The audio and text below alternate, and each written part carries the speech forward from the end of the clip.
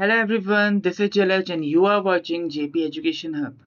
जैसा कि हम सभी लोग जानते हैं, इस बार उत्तराखंड बोर्ड ने क्लास 10th के लिए जो एग्जामिनेशन है, जो बोर्ड एग्जामिनेशन है, उसका थोड़ा सा पैटर्न चेंज कर दिया, थोड़ा सा डिज़ाइन इस बार चेंज कर दिया है, जिसके अंडर इस बार एसएसएन रीजनिंग और केस स्टडी जैसे क्वेश्चंस को ऐड किया गया है। तो ये क्लास हमारी टोटली फोकस करेगी कि केस स्टडी क्वेश्चंस किस तरह के पूछे जाते हैं, और उसी के बारे में आज हम लोगों ने बात करनी है। तो ज़्यादा समय न गवाते हुए हम अपना पहला क्वेश्चन डिस्कस कर लेते हैं, पहला क्वेश्चन देख लेते हैं।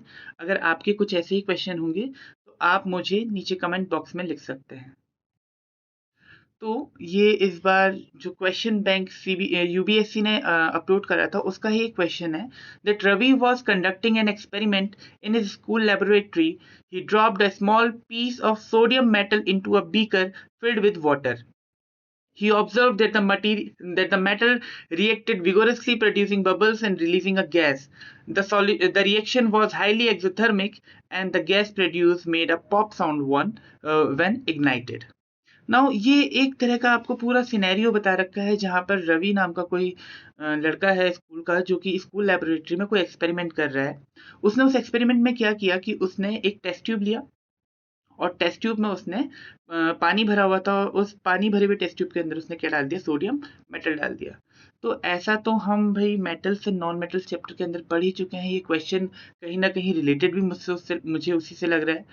लेकिन देखते हैं अब इसमें पूछा क्या गया है। इसमें पूछा गया है कि आपने आइडेंटिफाई करना है कि ये कौन सी तरह की रिएक्शन होगी। देखिए रिएक्शन कैसी हो रही है, वो बोल रहा बहुत ज्यादा हाईली एक्सोथर्मिक रिएक्शन हो रही है। मेटल विगोरसली बबल्स का फॉर्मेशन कर रहा है और किसी गैस को रिलीज कर रहा है। तो यहाँ पर इसने बोला है कि भाई ये कौन से तरह की रिएक्शन है, केमिकल रिएक्शन कौन सी है जो बीकर में हो रही है। दूसरा पूछा है उसने, right the balanced chemical equation for this reaction. आपको इस रिएक्शन के लिए एक बैलेंस्ड केमिकल इक्वेशन लिखनी है। और इन द एंड उसने पूछा है कि ये रिएक्शन एक्सोथर्मिक क्यों कहला रही है। Why is this reaction considered exothermic, explain with an example. आपको एक एग्जाम्पल की सहायता से इसको बताना है। तो सबसे पहले तो हम अपनी मेमोरी को रिकॉल करते हैं और याद करते हैं, जब इस तरह की रिएक्शंस होती, जब किसी मेटल को हम वाटर में डिप करते थे तो क्या होता था। ठीक है, अब खास कर कौन सा मेटल है भाई, highly reactive, most reactive metals में से एक है। देखो दो ही मेटल्स होते हैं जो कि बहुत ज्यादा रिएक्टिविटी में इस बार हमने पढ़े हैं। एक था हमारा पोटेशियम और दूसरा क्या था, सोडियम। अब इन्होंने क्या किया, एक टेस्ट ट्यूब के अंदर पानी भरा, उस पानी में क्या डाल दिया, सोडियम मेटल को डाल दिया। अब सबको पता है कि सोडियम मेटल बहुत ज्यादा रिएक्टिव होता है नेचर में। कैसा होता है, बहुत ज्यादा रिएक्टिव होता है। तो जैसे ही ये सोडियम मेटल इस वाटर के साथ रिएक्शन करेगा, ये वाटर को ब्रेक डाउन करेगा। क्या करेगा, ये वाटर को ब्रेक डाउन करेगा और इसमें से H पॉजिटिव आयंस को डिस्प्लेस कर देता है, मतलब हाइड्रोजन को डिस्प्लेस कर देता है। तो यहाँ बन जाता है सोडियम हाइड्रो ऑक्साइड NaOH। और कौन सी गैस रिलीज होती है, हाइड्रोजन गैस रिलीज होती है। और यही हाइड्रोजन गैस यहाँ पर आपको बबल्स के फॉर्म पर ऊपर जाती हुई दिख सकती है। ठीक है, तो भाई ये कौन सी रिएक्शन, देखो सोडियम ने वाटर के मॉलिक्यूल्स में से किसको डिस्प्लेस कर दिया, हाइड्रोजन को डिस्प्लेस कर दिया। तो भाई एक्सोथर्मिक रिएक्शन तो है ही ये कौन सी रिएक्शन है, एक तो ये एक्सोथर्मिक है। ये तो भाई हमें किसमें बोला गया है, क्वेश्चन में ही बोला गया है। लेकिन उसी के साथ साथ हम देख रहे हैं कि यहाँ पर हाइड्रोजन को डिस्प्लेस कर दे रहा है कौन, सोडियम डिस्प्लेस कर दे रहा है। तो it is a kind of displacement reaction. कौन सी रिएक्शन है, डिस्प्लेसमेंट रिएक्शन है। इतना आया बच्चे समझ में, इतना आ गया। अब दूसरे क्वेश्चन की तरफ देखते हैं, दूसरे पार्ट की तरफ देखते हैं। Right the balanced chemical equation for this reaction. अरे जो ये इक्वेशन हमने लिखी है, जो रिएक्शन हमने लिखी है, इसी को बैलेंस करना है। अब बैलेंस करने के लिए हमें क्या क्या देखना होता है कि भाई दोनों तरफ जितने भी हमारे एटम्स हैं वो क्या हो जाएं, बराबर हो जाएं। अब यहाँ पर 1 सोडियम है, यहाँ पर भी 1 सोडियम है। ओके, यहाँ पर 2 हाइड्रोजन है, यहाँ पर 3 हाइड्रोजन हैं। यहाँ पर थोड़ा सा प्रॉब्लम हो रही है, तो हम एक काम करते हैं, हम यहाँ पर 2 लगा देते हैं।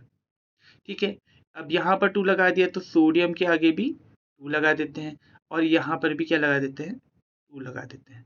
तो 2Na plus 2 molecules of H2O gives out 2 molecules of NaOH plus H2।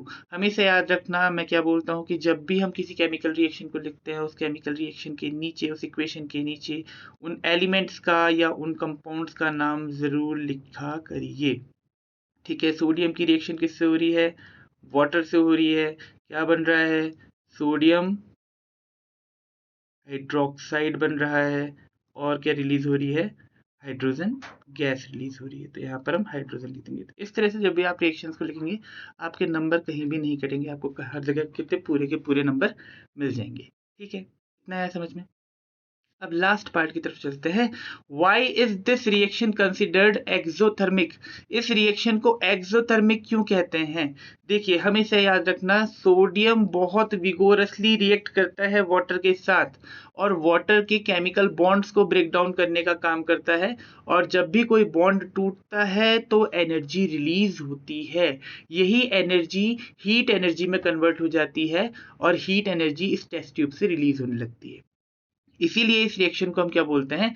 Exothermic reaction कहते हैं। और इसी हीट की वजह से जो हाइड्रोजन गैस यहाँ से इवॉल्व हो रही है, ये क्या हो जाएगी? आपकी इग्नाइट हो जाएगी, जल जाएगी। क्योंकि यहाँ पर क्या रिलीज हो रही है भाई? हीट एनर्जी रिलीज हो रही है। और गैस कौन सी है? हाइड्रोजन गैस है, जो कि एक कंबस्टिबल गैस है जिसकी कैलोरीफिक वैल्यू बहुत ज़्यादा होती है, इजीली कंबस्टिबल होती है। इसलिए ये हीट होकर कंबस्शन के अंदर चले जाएगी, इसका कंबस्शन हो जाएगा और कैसी साउंड क्रिएट होती है?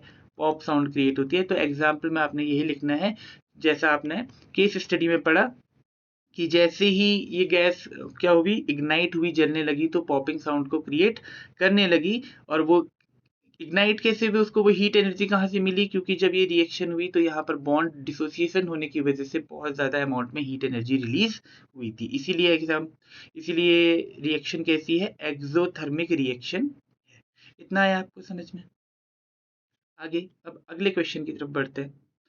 Next question is, sodium chloride NaCl is commonly used in food and is an ionic compound। ठीक है भाई, नॉर्मल सी बात है, जिसको हम नमक बोलते हैं आमतौर पे ना, टेबल सॉल्ट भी बोलते हैं और रॉक सॉल्ट भी इसी का नाम होता है, कॉमन सॉल्ट भी इसी का नाम होता है। तो ये फूड में हम यूज करते हैं टेस्ट को इनहेंस करने के लिए। अब ये कैसा कंपाउंड है? ये एक आयनिक कंपाउंड है। क्यों है आयनिक कंपाउंड? क्योंकि भाई ये एक मेटल और एक नॉन मेटल से मिलकर बना है। किससे? एक मेटल से और एक नॉन मेटल से। भाई देखो, यहाँ Na क्या है? ये मेटल है। और Cl क्या है? ये नॉन मेटल है। तो भाई ये एक मेटल और एक नॉन मेटल से मिलकर बना है, तो ये कंपाउंड कैसा हो गया? आयनिक कंपाउंड हो गया। अब आयनिक कंपाउंड की प्रॉपर्टीज हमने पढ़ी है, वही चीजें आगे लिखी हुई हैं। It has a high melting point and dissolve in water. इसका मेल्टिंग पॉइंट काफी हाई होता है। भाई नॉर्मल सी बात है, हाई होगा, क्योंकि इलेक्ट्रोस्टैटिक फोर्स ऑफ अट्रैक्शन होती है। Na पे पॉजिटिव होता है, क्लोरीन पर नेगेटिव होता है। तो इलेक्ट्रोस्टैटिक फोर्सेज जो होती हैं बहुत स्ट्रॉन्ग फोर्सेज होती हैं, जिसकी वजह से जो बॉन्ड बनता है बहुत स्ट्रॉन्ग बनता है। इसीलिए इसका मेल्टिंग पॉइंट और बॉइलिंग पॉइंट दोनों ही क्या काफी हाई रहते हैं।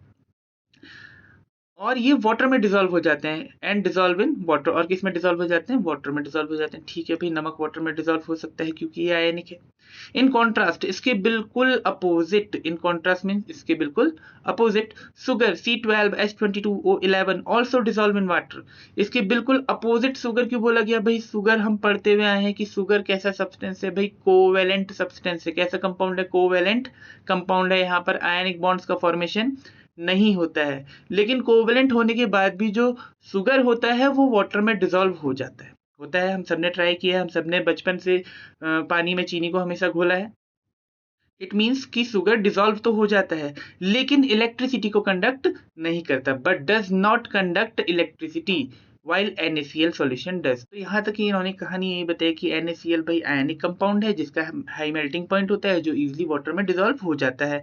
लेकिन शुगर उसका बिल्कुल अपोजिट, जो कि कोवेलेंट कंपाउंड है, वाटर में डिसॉल्व तो हो जाता है लेकिन इलेक्ट्रिसिटी को कंडक्ट नहीं करता है। तो इसका पहला रीजन तो यही पूछा गया कि why does NaCl conduct electricity in water but sugar does not. देखो सिंपल है, जब हम NaCl को वाटर में डिसॉल्व करते हैं तो भाई NaCl आयंस में टूट जाता है, Na पॉजिटिव और Cl नेगेटिव का फॉर्मेशन करता है। वैसे ही H पॉजिटिव और OH नेगेटिव में वाटर टूटा होता है। ठीक है, तो भाई ये सब के सब क्या हो गए? आयनाइज हो गए। क्या हो गए? आयनाइज हो गए। और हमें पता है भाई इलेक्ट्रिकल कंडक्टिविटी के लिए किसका रिक्वायरमेंट होता है? आयंस का रिक्वायरमेंट होता है। तो भाई क्योंकि NaCl आयंस में डिसोसिएट हो सकता है, NaCl किस में डिसोसिएट हो सकता है? आयंस में, इसलिए हम बोलते हैं कि भाई जो NaCl है ये इलेक्ट्रिसिटी को भी कंडक्ट कर सकता है। लेकिन अगर हम शुगर की बात करें तो शुगर में कौन से बॉन्ड्स होते हैं भाई? कोवेलेंट बॉन्ड होते हैं, कोवेलेंट बॉन्ड होते हैं जो कि वाटर के साथ डिसोसिएट नहीं होते, इसलिए वहां पर किसी भी आयन का फॉर्मेशन नहीं होता। और यही रीजन है कि शुगर इलेक्ट्रिक करंट को सप्लाई नहीं करती, शुगर इलेक्ट्रिक करंट का सप्लाई नहीं करती है। अच्छा चलो, यहाँ पर एक क्वेश्चन आता है, अगर सर अगर क्या शुगर कोवेलेंट कंपाउंड है और शुगर वाटर में डिसोसिएट नहीं होता तो शुगर डिसॉल्व कैसे हो जाता है वाटर? क्वेश्चन आ सकता है ना माइंड में। देखो डिसॉल्व भी हमने अभी तक तो ये समझा है कि भाई जब कोई कंपाउंड ब्रेक डाउन हो जाएगा वही कंपाउंड क्या होगा, वाटर में डिसॉल्व होगा, लेकिन ये जरूरी नहीं होता है। ऐसे बहुत सारे कंपाउंड्स हैं जो कि कोवेलेंट है और वाटर में डिसॉल्व हो जाते हैं। तो ये क्वेश्चन मैं इस क्लास के एंड में आपके लिए छोड़ देता हूँ, अभी आगे आने वाली क्लासेस पे इसमें हम डिस्कस करेंगे दोबारा। Now would NaCl still conduct electricity if melted? क्या NaCl को अगर हम मेल्ट कर दें तो भी क्या वो इलेक्ट्रिसिटी को कंडक्ट करेगा? Justify your answer. नाउ हमने ऑलरेडी प्रॉपर्टीज में पढ़ा है आयनिक कंपाउंड्स की कि आयनिक कंपाउंड्स एक्वस स्टेट और मोल्टन स्टेट दोनों ही स्टेट्स में इलेक्ट्रिसिटी को कंडक्ट करते हैं। अब देखो आयनिक कंपाउंड मोल्टन स्टेट में कब बदलेगा? वो क्या कंडीशन होगी जब आयनिक कंपाउंड किस में बदल जाएगा? मोल्टन स्टेट में। जब आप NaCl को बहुत ज्यादा क्या कर दो, हीट कर दो। जब आप क्या कर दो, NaCl को बहुत ज्यादा हीट कर दो, इतनी हीट दो कि इसके बीच जो फोर्स ऑफ अट्रैक्शन है वो क्या हो जाए, ब्रेक डाउन हो जाए। क्या हो जाए, ब्रेक डाउन हो जाए। तो जैसे ही NaCl को आप इतना ज्यादा हीट करोगे कि ये मेल्ट होने लगे, मतलब इसकी intermolecular forces of attraction, inter particular forces of attraction क्या होने लगी, ब्रेक होने लगी। मतलब आपने इसका इलेक्ट्रोस्टैटिक फोर्स ऑफ अट्रैक्शन या इलेक्ट्रोस्टैटिक जो बॉन्ड है उसको आपने, आयनिक बॉन्ड को आपने तोड़ दिया, तभी तो वो मेल्ट होने लगा ना, सॉलिड से तभी तो मेल्ट होने लगा। और जैसे ही वो मेल्ट होने लगा इसका मतलब साफ है कि वहां पर अब मॉलिक्यूल ब्रेक डाउन हो चुका है और किसके फॉर्म पर आ गया है, आयंस के फॉर्म पर आ गया है। तो जैसे ही आयंस बन गए अब भाई ये क्या कर सकता है, इलेक्ट्रिसिटी को कंडक्ट कर सकता है। याद रखना अगर बिल्कुल ड्राई NaCl है, बिल्कुल सूखा हुआ है, उसमें बिल्कुल भी मॉइस्चर नहीं है, ठीक है, इस कंडीशन पे वो कभी भी इलेक्ट्रिक करंट को कंडक्ट नहीं करेगा क्योंकि वहां पर आयंस का फॉर्मेशन अभी नहीं हुआ है। ठीक है, अब एक लास्ट है कि हमने एक एक्सपेरिमेंट करना है जिससे हम पता लगा सकें कि कौन सा भाई सब्सटेंस आयनिक है और कौन सा कोवेलेंट है। देखिए कोवेलेंट सब्सटेंसेस इलेक्ट्रिसिटी को कंडक्ट नहीं करते हैं, आयनिक सब्सटेंसेस इलेक्ट्रिसिटी को कंडक्ट करते हैं। तो हमने बस इलेक्ट्रिकल कंडक्टिविटी का टेस्ट करना है। कौन सा टेस्ट करना है, इलेक्ट्रिकल कंडक्टिविटी का। और ऐसा एक टेस्ट आप लोग अपनी अर्लियर 8th क्लास में पढ़ चुके हैं, जहां पर हमने टेस्टर का यूज किया था और हमने different types of chemical substances को स्टडी किया था कि भाई किससे इलेक्ट्रिक करंट पास होता है और किससे इलेक्ट्रिक करंट पास नहीं होता है। तो चलिए सीधे वहीं पे चलते हैं। ये एक सिंपल हमने टेस्टर डिजाइन कर रखा है। यहाँ पर हमने पोटेंशियल लगा, मतलब बैटरी का यूज किया है, यहाँ पर अमीटर है, यहाँ पर हमने ये बल्ब है, ये क्या है, बल्ब है, ठीक है। और हमने कंटेनर में उस सॉल्यूशन को लिया है जिसका हमने टेस्ट करना, और बैटरी से निकलने वाले पॉजिटिव और नेगेटिव टर्मिनल को हमने उस सॉल्यूशन में डिप किया है। अगर भाई देखो जैसे ही हम क्या कहते हैं की को प्रेस करते हैं या हमारा सर्किट कंप्लीट होता है, तो अगर ये सॉल्यूशन आयनाइज हो सकता होगा, आयंस में ब्रेक डाउन हो सकता होगा, तो इलेक्ट्रिक करंट फ्लो होने लगेगा और बल्ब क्या होने लगेगा, ग्लो होने लगेगा। तो जैसे ही बल्ब ग्लो होने लगेगा हम बोल देंगे कि भाई जो सब्सटेंस है, जो सॉल्यूशन हमने रखा है वो इलेक्ट्रिक करंट को सप्लाई कर रहा है, मतलब वो क्या है, आयनिक है। अगर वो इलेक्ट्रिक करंट को सप्लाई कर रहा है मतलब वो क्या है, आयनिक है। लेकिन अगर बल्ब ग्लो नहीं हो रहा, अगर बल्ब डज नॉट ग्लो, इसका मतलब जो केमिकल सब्सटेंस हमने यहाँ पर टेस्टेड सॉल्यूशन, जो हमने सॉल्यूशन यहाँ पर लिया है, ये आयनाइज नहीं हो पा रहा। कौन आयनाइज नहीं हो सकता, जो क्या होगा भाई, कोवेलेंट होगा नेचर में। तो इस एक्सपेरिमेंट की हेल्प से हम पता कर सकते हैं कि भाई कौन सा सब्सटेंसेस आयनिक है और कौन से कोवेलेंट है, ठीक है। अब तीसरा क्वेश्चन डिस्कस कर लेते हैं। ज्यादा लेंदी क्लास नहीं बनाएंगे हम, इसको इतना ही छोटा रखेंगे। During a chemistry experiment a student place small pieces of zinc, copper and iron in separate test tubes containing dilute hydrochloric acid HCl. She observed that bubbles formed rapidly in zinc test tube, slowly in iron test tube and not at all in copper test tube. ठीक है, एक experiment conduct किया गया है chemistry के regarding, जहां पर 3 metals को लिया गया है, जिंक को, कॉपर को और आयरन को। इन तीनों को अलग अलग टेस्ट ट्यूब में HCl के साथ रखा गया। किसके साथ? हाइड्रोक्लोरिक एसिड के साथ। अब हमें पता है भाई, जब भी हम किसी मेटल को किसी एसिड के साथ रिएक्ट करवाते हैं, खासकर किसी डाइल्यूट एसिड के साथ रिएक्ट करवाते हैं, तो वहां पर हमें बबल्स का फॉर्मेशन होता हुआ दिखता है, और वो बबल्स जनरली किसके बने होते हैं? हाइड्रोजन गैस के बने हुए होते हैं। ठीक है, अब इस कंडीशन पे ने क्या ऑब्जर्व किया कि इसने देखा कि जो जिंक का टेस्ट ट्यूब है, जिसमें जिंक डिप किया था हमने, वहां पर बहुत ज्यादा बबल्स बन रहे हैं, आयरन वाले में स्लो बबल्स बन रहे हैं, और जो कॉपर वाला टेस्ट ट्यूब है उसमें बबल्स बन ही नहीं रहे। Now, based on the observation, arrange these metals in the correct order of reactivity. अच्छा देखो, हमने बताना है कि किसकी रिएक्टिविटी कितनी है, ज्यादा किसकी है, कम किसकी है, और इसी ऑर्डर पे हमने उसको अरेंज कर देना है। ठीक है, तो भाई हम देखते हैं कि सबसे ज्यादा रिएक्टिविटी किसकी है। अब हमने ध्यान किस पर देना है? ऑब्जर्वेशन पे ध्यान देना है। देखो, बबल्स किसके बन रहे हैं? हाइड्रोजन गैस के बबल्स बन रहे हैं। किसके बबल्स बन रहे हैं? हाइड्रोजन गैस के। जो मेटल जितना ज्यादा रिएक्टिव होगा, वो उतनी जल्दी, फटाफट, उतनी स्पीड में HCl के साथ रिएक्शन करेगा, और उतना ज्यादा विगोरसली हाइड्रोजन गैस को रिलीज करने का काम करेगा। उतना ज्यादा वो हाइड्रोजन गैस को HCl में से क्या कर देगा? डिस्प्लेस कर देगा। तो जहां बबल्स ज्यादा होंगे भाई, उसकी रिएक्टिविटी भी क्या होगी? ज्यादा होगी। तो सबसे ज्यादा रिएक्टिविटी किसकी है भाई? जिंक की है। जिंक से कम किसकी रिएक्टिविटी होगी भाई? आयरन की, क्योंकि वहां स्लो बन रहे हैं। और सबसे कम रिएक्टिविटी किसकी हो जाएगी फिर? कॉपर की, क्योंकि वहां बबल्स बन ही नहीं रहे। मतलब कॉपर HCl के साथ रिएक्ट कर ही नहीं रहा, और रिएक्ट नहीं कर रहा है, इसका मतलब वो हाइड्रोजन से भी कम रिएक्टिव है, क्योंकि वही मेटल्स हाइड्रोजन को डिस्प्लेस कर सकते हैं HCl से जिनकी रिएक्टिविटी हाइड्रोजन से ज्यादा हो। ऐसा हमने रिएक्टिविटी सीरीज में देखा है। Why does copper not react with dilute hydrochloric acid while zinc does? अब वही क्वेश्चन उसने दोबारा पूछ लिया कि कॉपर क्यों रिएक्ट नहीं करता जबकि जिंक रिएक्शन करता है। भाई सबको पता है कि जिंक रिएक्टिविटी सीरीज में काफी ऊपर आता है, जिंक के बाद आयरन आता है, फिर लेड आता है ना।